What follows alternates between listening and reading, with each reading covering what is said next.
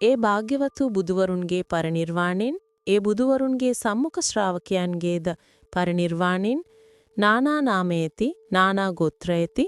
නානා ජාතියෙන් නානා කුලින් පෙවිදි වූ යම් පශ්චිම ශ්‍රාවක කෙනෙක් වූවාහුද ඔහු ඒ ශාසනය වහාම අතුරුදන් කළාහු.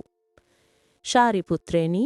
යම්සේ නන්වැදෑරුම් පුෂ්පජාතීහු මල අස්මේ තැන්පත් කරන ලද්දාහු හුයින් නොගතුන ලද්දාහුද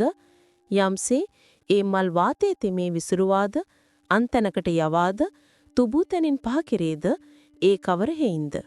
යත් සුදුසු පරිදි ඒ මල් හුයින් නුගිතුණු හේිනි.